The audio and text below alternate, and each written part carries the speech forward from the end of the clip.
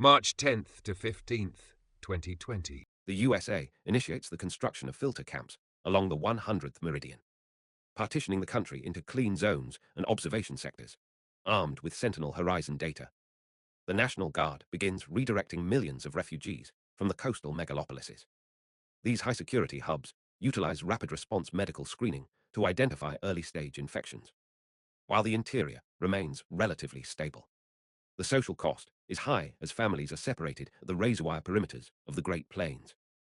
Deep within the Area 51 complex, the USA activates Project Restoration. Top virologists, evacuated under Priority 1 status, begin analyzing viral strains harvested from the West Coast. The facility, shielded from the chaos of the surface, focuses on the genomic sequence of the reanimation catalyst. Initial findings suggest the virus is not purely biological, but possesses a rapidly evolving mutation rate that targets the motor cortex within hours of death. March 22nd to 28th, 2020. The United Kingdom faces a catastrophic breach as the London Underground becomes a subterranean conduit for the infected. Initially dismissed as riots in Brixton, the infection overwhelms the Metropolitan Police. By dawn, sprinters are seen charging across the Westminster Bridge. The government flees to bunkers in the north as the London region is declared a total loss. The British Isles, despite their naval tradition, find the enemy already within the gates. In Brazil, the density of Sao Paulo leads to a chain reaction event similar to Lagos.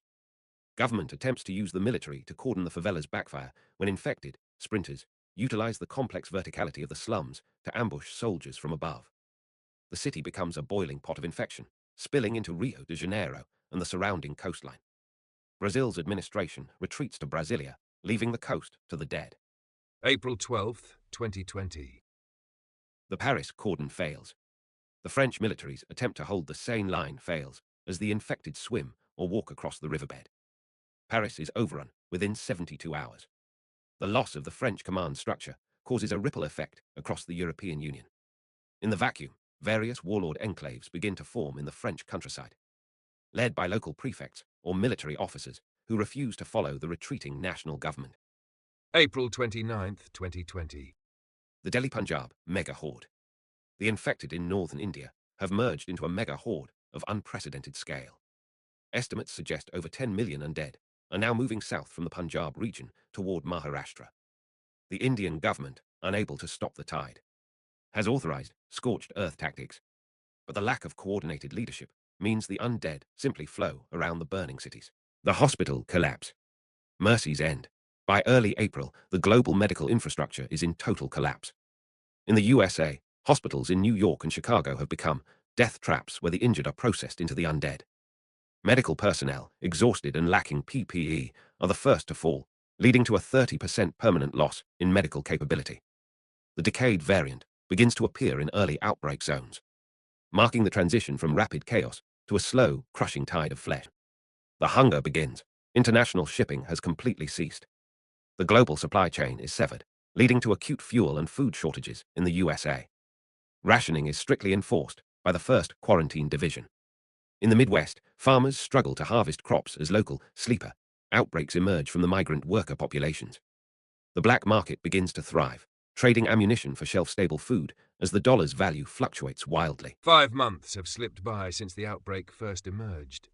In Germany, the biodefense labs in Nordrhein-Westfalen report a breakthrough in reanimation delay research. But the facility is surrounded by a horde formation originating from the Low Countries. The USA's investment in the Rhine Pact is now physically threatened. Without immediate intervention, the early access production lines for a potential vaccine will be lost to the dead, ending humanity's best chance for a biological solution. The USA faces a dire strategic crossroads. The filter camps in the Midwest are reaching capacity, and morale is at a breaking point due to managed internal quarantines. Simultaneously, the German partners of the Rhine Pact are requesting an emergency airlift of research data and personnel before their labs are overrun. The president must decide. Comment 1 if you want to help Germany. Comment 2 if you want to focus on our survival.